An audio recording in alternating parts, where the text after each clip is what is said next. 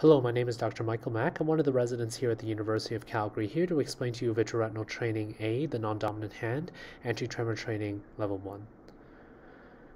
In this particular case, you have to use your non-dominant hand, in my case, my left hand, to do the same drill that you did with your dominant hand. It's quite a lot trickier because you probably aren't as used to using the non-dominant hand for fine, minute movements, but this is what the training is for, and I found it very helpful for the later vitreoretinal training levels. So in this case here, you want to be able to try to keep the needle tip inside the sphere as much as possible.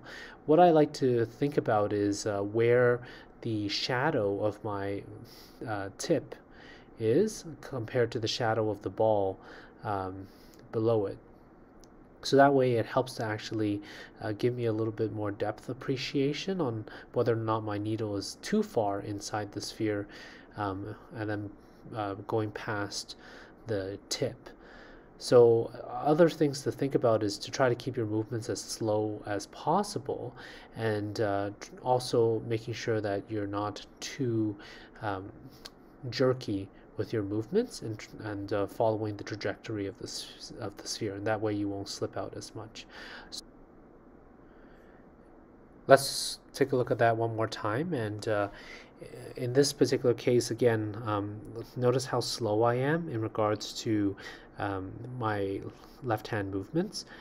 Around the corners is quite difficult, so you may accidentally slip out here and there, and I think that's okay because the level marks you quite leniently for small slippages here and there. So you want to try to stay as still and keep your movements to a minimum. There may be some tremor here and there, especially when transitioning from one place to another along its path. But as long as you keep your instrument tip inside the green ball, and just remember the tip, because if it passes through the ball, that doesn't count as being inside the sphere, then you'll be able to achieve a relatively good score with this particular exercise. And again, I think it's very helpful to have this exercise because we don't do as many practice with your left hand. So this is actually quite helpful for bimanual training. So we scored 95 on the first time and then 98 on the second time respectively. Thank you very much for watching. Please like and subscribe for more videos.